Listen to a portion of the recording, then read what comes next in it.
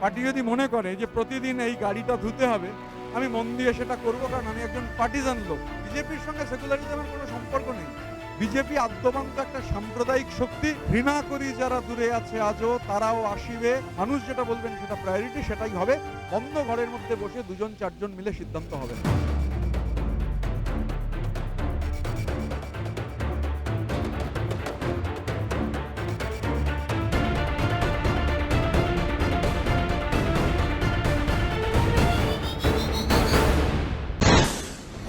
সংসদীয় রাজনীতিতে এটা ভোটে লড়ার যে ব্যাপার, সেটা প্রথমবার। অনুভূতি কেমন? দেখুন, আমি একজন পার্টিজান লোক, মানে ইঞ্চিতে ইঞ্চিতে পলিটিক্যাল। স্বাভাবিকভাবে মানে পার্টি যেটা ঠিক করবে, পার্টি যখন বলেছিল যে লকডাউনের সময়কালে চা বাগানে গিয়ে রাজনীতি করতে, আমি 1 বছর চা বালায়ে ছিলাম, ট্রেড ইউনিয়ন করেছি। তারপর 2021-এ ভোটের পর ভোটটা ওখানেই করেছি, গত ভোট। তারপরে 21-এর জুন মাস থেকে আমি রাজ্য আইএনটিটিউসির দায়িত্ব পালন করছি, এখনো করছি। তারপরে পার্টি মনে করলো যে রাজ্যসভায় যেতে হবে।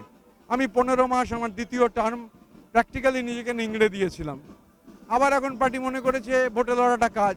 পার্টি যদি মনে করে যে প্রতিদিন এই গাড়িটা ধুতে হবে, আমি মন দিয়ে সেটা করব, কারণ আমি একজন পার্টিজান লোক। এখানে ব্যক্তি অনুভূতিরটা গুরুত্বপূর্ণ নয়, পার্টির সিদ্ধান্তটা গুরুত্বপূর্ণ। সেটাই আমার কাছে সবথেকে মানে প্রয়োজনীয় এবং জরুরি। সেকুলারিজম নিয়ে কিন্তু বিরোধীদের একটা প্রচার চলছে রাজ্য জুড়ে। আপনার এই এলাকায় আমরা ঘুরে যেটা দেখেছি, এখানে কিন্তু মুসলমান এবং হিন্দু দুই সম্প্রদায়ের মানুষই আছেন। শান্তিপূর্ণ সহাবস্থান, পাশাপাশি থাকেন, সম্প্রীতি আমাদের ঐক্য। আমার ওই কথাটা আপত্তি আছে, সেকুলারিজম, বিজেপির সঙ্গে সেকুলারিজমের কোনো সম্পর্ক নেই। বিজেপি আদ্যপান্ত একটা সাম্প্রদায়িক শক্তি। সেকুলারিজম শব্দটার সঙ্গে বিজেপি তো যদি 2/3 মেজরিটি হয় পার্লামেন্টে, 2/3 মেজরিটি হলে প্রথম হচ্ছে সংবিধান সংশোধন করে সেকুলারিজম শব্দটা বাদ যাবে। সুতরাং সেকুলারিজম নিয়ে চর্চা হচ্ছে বলা ভুল। বিজেপি সেকুলারিজমকে মনে প্রাণে ঘৃণা করে। মানে হিন্দু মুসলমান নিয়ে যে চাপ, খুব দুর্ভাগ্যজনক। শুভেন্দু অধিকারীরা বলেছেন হিন্দু ভোটার, মুসলমান ভোটার। তা আমাদের দেশে 18 বছর বয়স হলে মানুষ ভোট দেবেন, ভারতীয় ভোটার।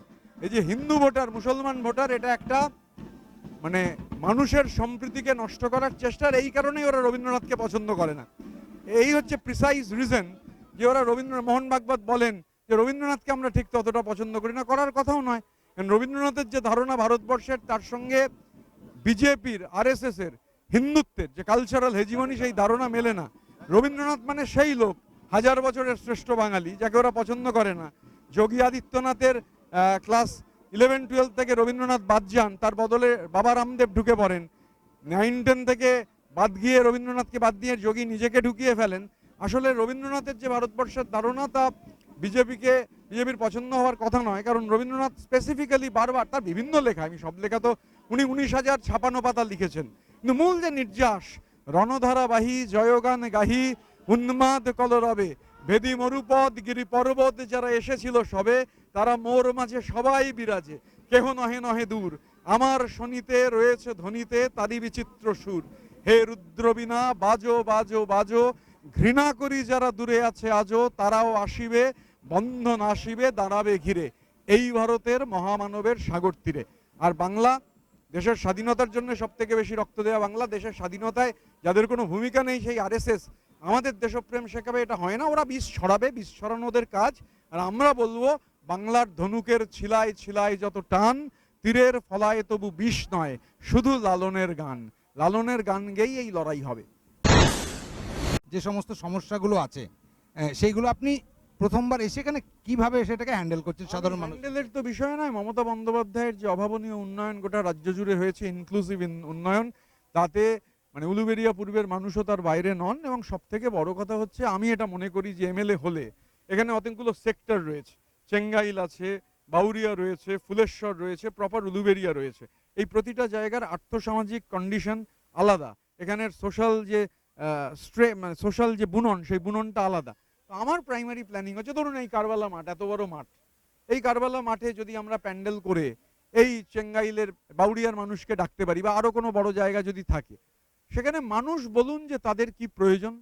যদি 5টা জিনিস প্রায়োরিটি হয়, মানুষই ঠিক করুন, আমার কাছে কি অ্যাভেলেবেল সেটা আমি পাবলিক করে দেবো। মানুষই ঠিক করুন যে কি তারা চান, সেটাই প্রায়োরিটি দিয়ে আমি কেন ডিসিশন নিতে যাব।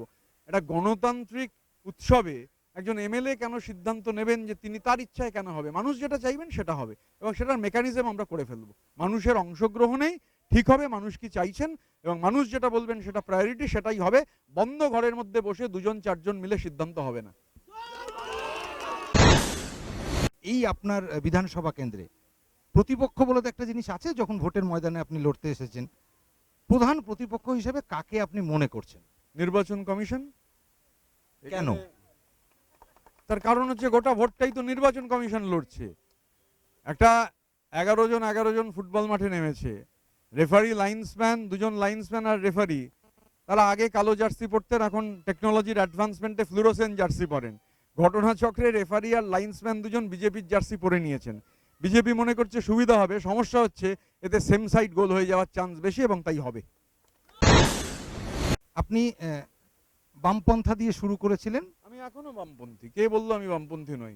আমি ওপর থেকে নিচ অব্দি 100% বামপন্থী। আর এই রাজ্যে, দেশে সব থেকে বড় বামপন্থীর নাম মমতা বন্দ্যোপাধ্যায়। হ্যাঁ, এটা আপনি কিন্তু প্রচুরবার বলেছেন। আচ্ছা, ঠিক কেন একটু ছোট্ট করে যদি আমাদের জানান। ছোট করে, মানে এখন দেখুন, মানে এই পরিক্রমার মধ্যে বিরাট ভাবে বলা মুশকিল, আপনাকেও একটু মানে কাট সাইজ করতে হবে। ধরুন আমাদের এখানে এই উলুবেড়িয়া পূর্বতে প্রচুর প্রান্তিক শ্রমজীবী মানুষ থাকেন। আমাদের রাজ্যে বামফ্রন্টের জমানায় একটা স্কিম চালু হয়েছিল SSY। মানুষ যদি 30 টাকা জমা করতেন, সরকার 25 টাকা দিত। এই টাকা জমে তারপর 60 বছর তার বয়স হলে তার কিউমুলেটিভ এফেক্টে তাকে টাকা দেওয়া হতো। 11 বছরে এই স্কিমে 9,26,00,000 টাকার বেনিফিট দেওয়া হয়েছিল। মমতা বন্দ্যোপাধ্যায় ক্ষমতায় এসে এই স্কিমের যখন পর্যালোচনা করলেন, তিনি বললেন মানে এই স্কিম হচ্ছে তাদের জন্য, অসংগঠিত শ্রমিক, ঠেলা চালান, রিক্সা চালান, অটো চালান, টোটো চালান, রাজমিস্ত্রির কাজ করেন, জোগাড়ের কাজ করেন, মাছ ধরেন। তো এরা সব অসংগঠিত শ্রমিক, মানে যার প্রভিডেন্ট ফান্ড নেই, গ্র্যাচুইটি নেই, ESI নেই। তো 60 বছর বয়স হলে এদের PF নেই। তো মমতা বন্দ্যোপাধ্যায় বললেন এটা কখনো হয় নাকি, আর 6 মাস যদি কেউ টাকা জমা না দেয় তাহলে হচ্ছে বইটা তামাদি হয়ে যাবে। যে কারণে 11 বছরে মাত্র 9,26,00,000 টাকা ডিসবার্স হয়েছিল। উনি স্কিমটাকে চেঞ্জ করলেন, স্কিমটাকে করে দিলেন BMSSY, বিনামূল্যে সামাজিক সুরক্ষা যোজনা। বললেন কাউকে কোনো টাকা দিতে হবে না, গোটা টাকাটাই আমি দেবো, এবং 60 বছর বয়স হলে সর্বোচ্চ 2,72,000 টাকা অ্যাকাউন্টে পৌঁছবে। আজকে মানে MCC যেদিন লাগু হলো সেদিন অবধি আমাদের রাজ্যের মাটিতে 1,87,00,000 অসংগঠিত শ্রমিক, তারা এই স্কিমের আওতাভুক্ত।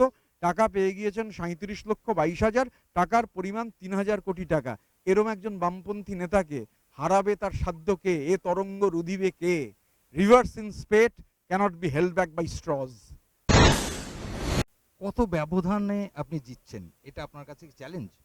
দেখুন, মমতা বন্দ্যোপাধ্যায় এই কেন্দ্রে, আমি তো নিমিত্ত মাত্র, দেয়ালে আমার নাম থাকতে পারে, তো ওটা আসলে মমতা বন্দ্যোপাধ্যায়। রাজ্যের সমস্ত দেওয়ালেই যা নাম আছে সেগুলো মমতা বন্দ্যোপাধ্যায়। সুতরাং মানুষ মমতা বন্দ্যোপাধ্যায়কে কত ভোটে জেতাবেন সেটা মানুষ ঠিক করবেন। আর আমার এত মানে স্পর্ধা নেই যে আমি বলবো যে মানুষ আমাকে কত ভোটে জেতাবেন। মানুষ আমাকে জেতাবেন এ নিয়ে নিশ্চিত আমাকে নয়, ইনফ্যাক্ট মমতা বন্দ্যোপাধ্যায়কে জেতাবেন, আমি তার প্রতিনিধি। আর মানুষ মানুষ এবং কেবলমাত্র মানুষই হচ্ছেন ইতিহাসের চালিকা শক্তি। মানে people people and people only are the driving force of history. তো সুতরাং মানুষের ওপর ভরসা থাক।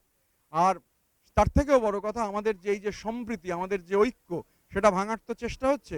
আর বাংলার মানুষেরও একটা বার্তা রয়েছে। এই যে আপনি জিজ্ঞাসা করলেন যে কত ভোটে জিতবো, মানুষ ঠিক করবেন কত ভোটে জিতবো, কিন্তু মানুষের একটা স্লোগান হচ্ছে বাংলার মাটিতে খুব দৃঢ়, আগেও ছিল, আজও আছে, ভবিষ্যতেও থাকবে। আমি আজান দিয়ে থাকি, আমি যিশু খ্রিস্টের পায়ে নত, যত মত তত পথ, রামকৃষ্ণর কথা মতো। হরিওম তৎসাতে আমি বারে গোলাম আলীর গোলাম, বাগদেবীর চরণে প্রণামী, দিয়ে দিয়ে আমি বাঙালি হলাম। আল্লাহ ম্যাগ দে, পানি দে, ঠাকুর তুই ছায়া দে সবার ঘরে ঘরে, যেখানে মমতা লড়ে যান সেখানে বাঙালি বাস করে। আমার একদম শেষ প্রশ্ন আপনাকে, আপনার এলাকার সমস্ত সাধারণ মানুষকে যারা ভোটার, তাদেরকে আপনি কি বার্তা দেন? না, আমি প্রথম কথা, বার্তা দেওয়ার যোগ্যতা আমার নেই। আমি নিজের মাপ সম্পর্কে খুব সচেতন। বার্তা দেবেন আমাদের নেত্রী মমতা বন্দ্যোপাধ্যায়, বার্তা দেবেন আমাদের নেতা অভিষেক বন্দ্যোপাধ্যায়। আমি যদি এখন মনে করি যে আমি বার্তা দেওয়ার যোগ্য হয়ে গেছি, তাহলে সমস্যা হবে। আমার বার্তা দেওয়ার যোগ্যতা নেই। আমি শুধু মানুষকে অনুরোধ করব, আপনারা দেখছেন চারিদিকে দেওয়াল লেখা হয়েছে, অসংখ্য দেওয়াল। আমাদের অধিকাংশ পার্টি অফিসগুলোতে যে রং বেঁচে গেছে, সেই বিভিন্ন রকমের রং আছে, আঠা রয়েছে, তুলি রয়েছে।